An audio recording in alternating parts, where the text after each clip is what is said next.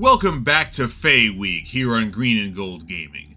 Monster Week is an annual community event created and organized by Ginny D and Pointy Hat to bring together TTRPG creators on YouTube, and this year's theme is Fae. For our Fae Week finale, we have something special. A first-person narration of a changeling on the cusp of her accursed transformation into a hag, written and performed by Leah Shami. They always said I ain't right somehow. That Bess, she minds and all, but she just ain't right. Even the ones that ain't seen my cat eye. That's what Dad calls it. We ain't fancy folk. I ain't seen it in a looking glass, but in the light on a wash tub or in puddles, I seen glimpses of dark on the right, grass green, sour green, shining like nothing that fits on the farm on the left. When Mam was alive, she brushed my hair over it before she'd done my braid, and now I do the same. But still, somehow, Bess ain't right. I used to get right mad about it, though. I'd push it down, swallow it like the bitter sayings we made come winter for coughs and all. But sometimes now, I wonder, maybe I ain't right. It's the little things that ain't fit. I'll be sitting by the window doing the mending, plenty of mending to be done, especially since Mam went with the baby 2 winters past, just meaning to have work until it gets dark, because Da says candles and oil ain't cheap.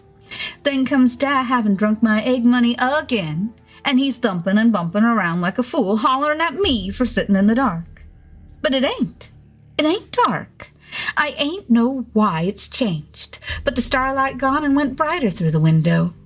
It's like the house soaks up the sun, and the night is all full of gentler light, all silver and soft and comfortable.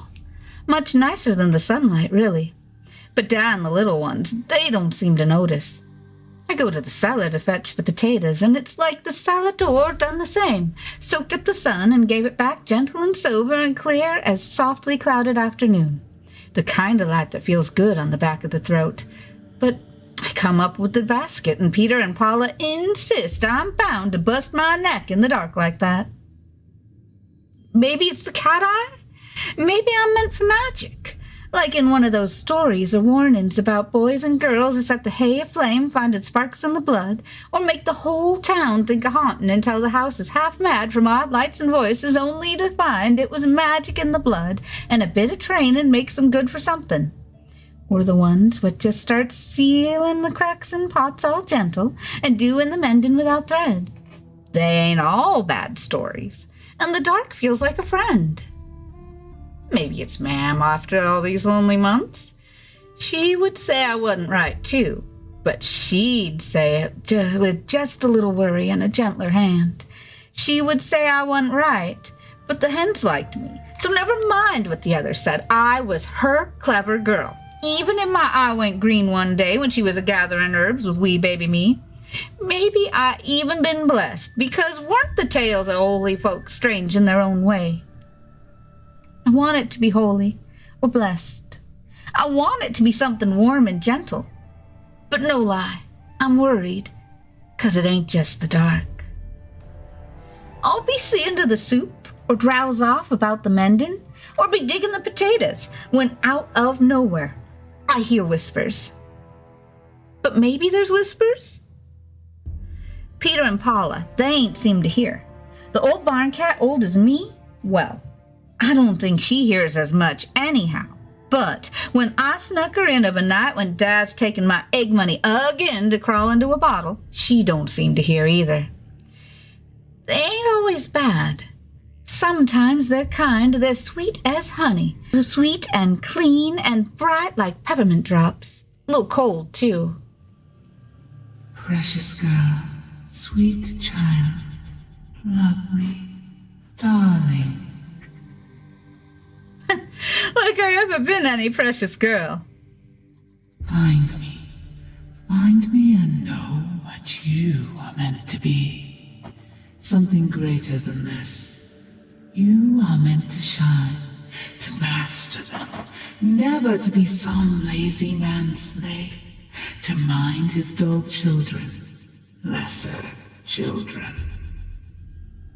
It ain't right that I want it, that I like it, because I always liked Peter and Paula, hadn't I? Except how they'd eat my share of the peppermint drops, or steal the honey, or holler for supper right away when I was seeing to the stew. But we are kin, ain't we? Except my cat-eye, I fit right in with 'em.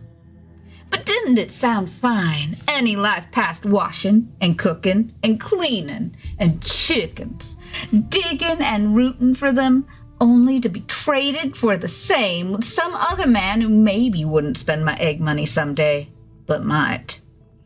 And didn't it sound fine, being told any then was less than me? It wasn't right, sure, but it was like getting the ripest berry in the patch. They weren't always so soft and sweet, though. Only let them think you submit. Be the knife in the dark, be the slither in the stone. Wait and remember, you are more, precious one. End them. Leave them. Walk away and burn it behind you. He will stop you if he gets the chance. Selfish thing, grasping thing. Men are, you know. Selfish, grasping. But you, darling thing, you'll grasp them back. It ain't my choice, sweet or strange, if I hear or not. I try singing to myself when it gets loud, but Dad don't like that when he's hungover. I go cut wood or something to try to drown it out, but it ain't a sound, you know? It's a sound, but it ain't a sound. It slips in the cracks like smoke, sweet and soft and dry and just there, no matter, twisting and flowing, gray and soft like the cool gray light in the dark places. Going mad. Surely it's going mad. Mom said girls change, though she was gone before I started, but never did she say it talked. The changes that draw the baker boy's eyes, sure, but voices? And perhaps my fingernails getting hard to cut, thick and growing faster, perhaps that's normal. The softer note in my voice that makes the merchant slip me extra and his boy sneak me ribbons. But the voices? But maybe that's magic in the blood, too. Wouldn't that be fun? Maybe I got it in me to be one of those fine ladies who can shift the light and make promises out of power and all. Something better than ribbons. Oh, precious girl, you could bind them all in ribbon if you come to me. I would teach you. I would show you. You are so much more than them. The nails, though. I hardly know what to do with those. They say I wasn't right before I caught a snake in my coop and stuck it through with nothing but these full nails. Sure, it deserved it unfair. Sure, it meant to eat my eggs. But I didn't ever mean it. I finished the body with the shovel, and Dad was none the wiser.